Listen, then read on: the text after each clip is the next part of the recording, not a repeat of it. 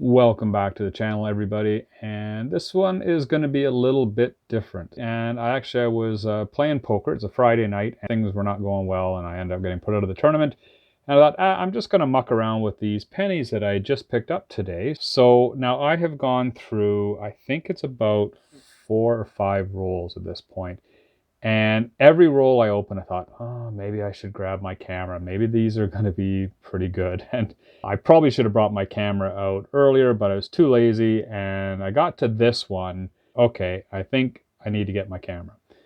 So here we are. This is the last few pennies in this roll. There was actually a couple things back to back. But this is a 1967 commemorative penny. It's not in the greatest of shape, but it is the first one that I have found with the doubling on it. So you can see that double date.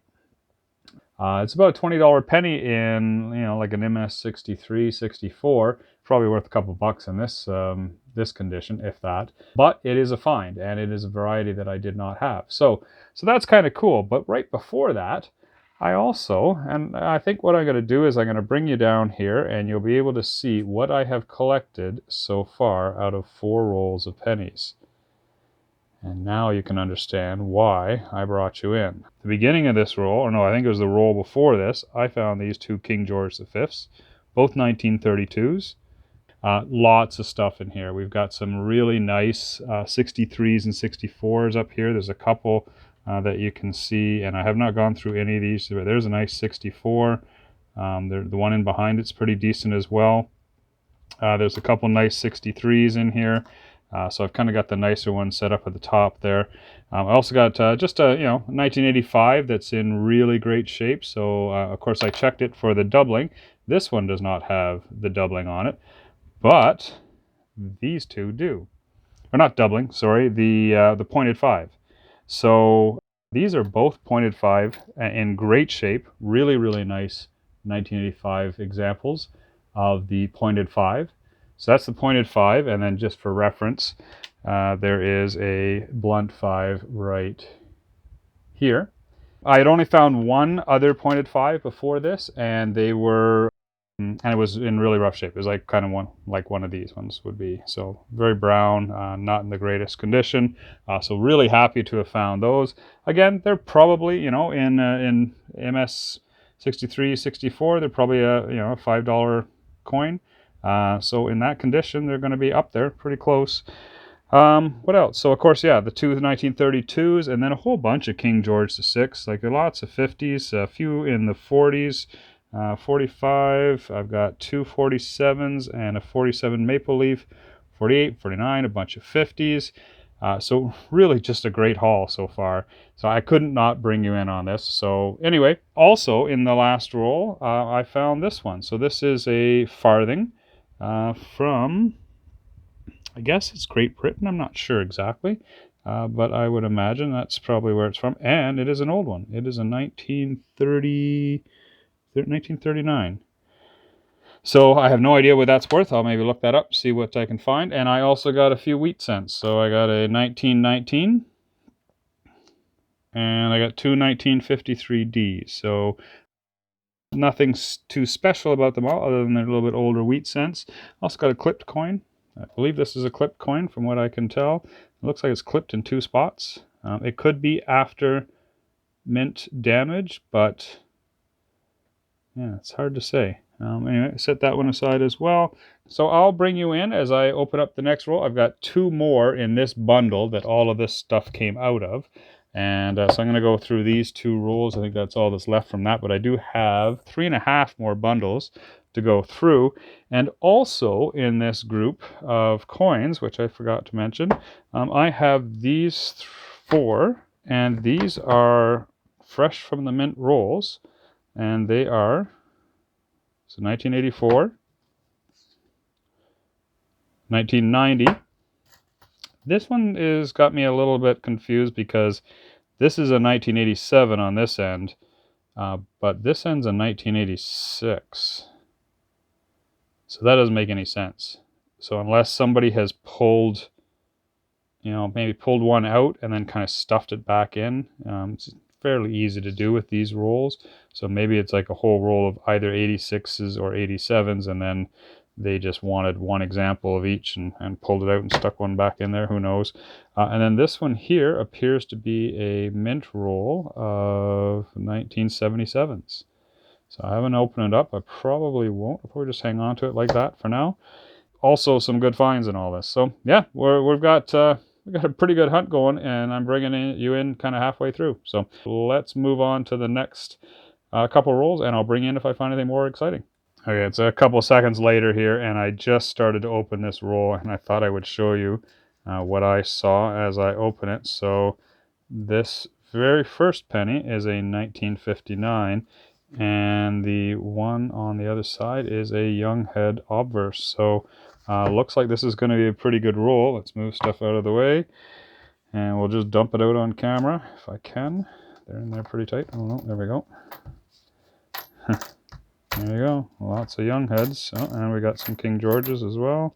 Looks like we got some nice young heads. Yeah, they're not coming out well. Let's see if we can find anything just kind of really super, like a King George V or something. We'll quickly go through this. There's a wheat penny there. And looks like there, oh, another wheat penny. Another one there. King George VI's. So yeah, nothing too old, but yeah, I'll stack these up and I'll let you know what we found. So there wasn't a single thing in that roll over 1964. They were all 64 or less, and you can see what I got. I won't count them all up. I'll do a count all the end. You can see there's 4 wheat pennies there as well, including a 1940, and we've got a pretty good run of King George VI and young heads, all the way down here. Another 47, some 40, and we even got a 1939. So yeah, that was a great little roll as well. So next roll, and I just started to dump this out, and I thought I would stop because it looks like we've got a whole bunch of new pennies here, or newer pennies anyway. But I saw something I know I don't have, which is this one right here. And it is Newfoundland 1938 1-cent penny, or 1 cent. That's cool. I do not have one of those at all. I have been collecting a little bit of the Newfoundland and Nova Scotia silver 50-cent pieces and quarters, but I don't have any of the Newfoundland pennies. So that is very cool. I have no idea the value on that, but you know, it's 1938. It's probably, you know, relatively decent. So set that up there. It's almost a foreign find, really.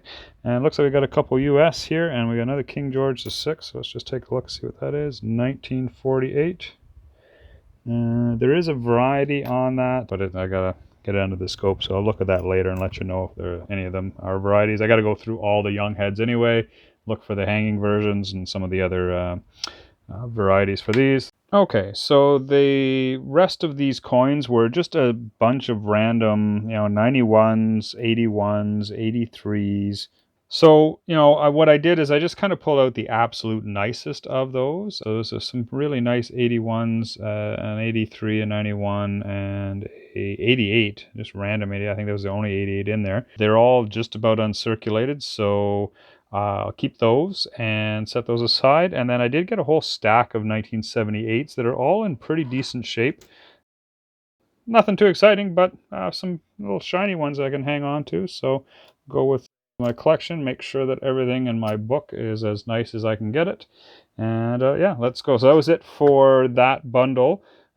We have a couple more here. So this one I think is part of the same group of coins, because it actually has, I didn't even notice that actually, it has another one of these mint rolls.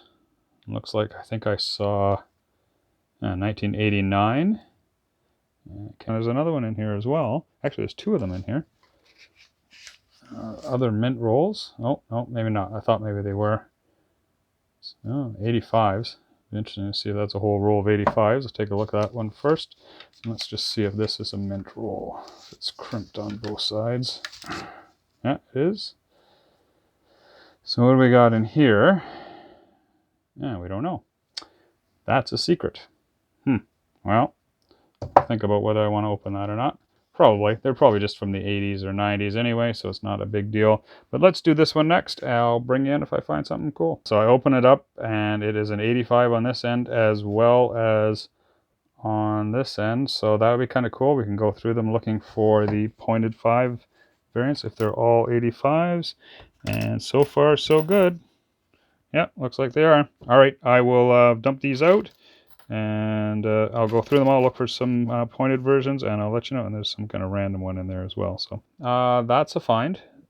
This is the 85s that were the blunt 5, and this stack are the 85s that are the pointed 5. So according to the guide, these are about $1 a piece in MS 63, 64 condition, and they're all pretty much uncirculated.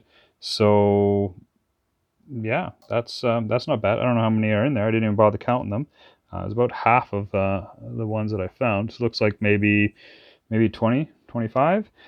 And then we got all of these, all in decent shape as well, like all uncirculated, essentially. There's a few odd ones that have some kind of corrosion on them, but for the most part.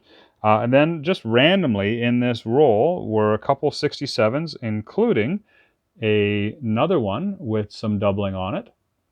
So that's a nice find as well. So add that to the other one. We did get just a regular 67 in great shape, or decent shape anyway. And we got a decent 1964. There's a random 2006. I was hoping that maybe that would be the magnetic one, but it was not. And then we got just a random 1958 Younghead. So, yeah, not bad. All right, let's go on to the next one. So I decided, seeing as I couldn't tell what these were, and figured they're probably in the 70s or 80s, the way things have been going, that I would just open it up, take a look, and sure enough, it is a whole roll of uncirculated 1977 pennies. So I'm just going to leave it that way for now, and figure out what I'm going to do with all this stuff later. There's not obviously a lot of value in an uncirculated 1977 pennies. Yeah, you know what? I'm going to hang on to it for now. Okay, so I decided not to bring you in for the few finds that I was finding, and that's the end of that next bundle. And I didn't find a whole lot, but I did get a 1959, 1961, and I got a 1957 wheat cent.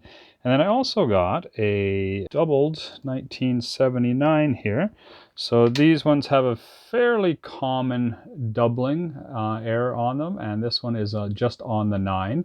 And sometimes you find it on the 9. Sometimes you'll get it on both 7 and 9. Sometimes you get it on all 3. So this one's just on the 9. It's in okay shape, nothing too exciting, not worth a whole heck of a lot, but I will hang on to it anyway. So I do have another bundle here that I believe is part of this same group. They may all be from the same, but this one here kind of has the same paper, has the same tape on the ends as some of these other ones did. I've got a couple really shiny looking 1970 there, and this it's just a 2001, so it might just be that one. All right, so we are done. So the only thing of real note that came out of the rest of the bundles that I had is this 1959. It's in pretty decent shape, actually. So it's got pretty decent gloss on there still, so that was a nice little find. The rest of the stuff was maybe a few little pieces that I found to kind of improve the some of the stuff I had in my book.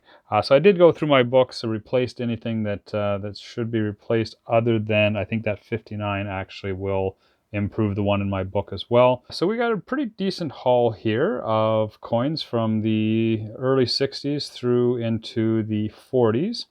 So all the young heads, I checked them all for the hanging error and any of the other various errors that are on there. This whole stack, which I still have not counted, is probably 15, so a little over 20 of those pointed 5s.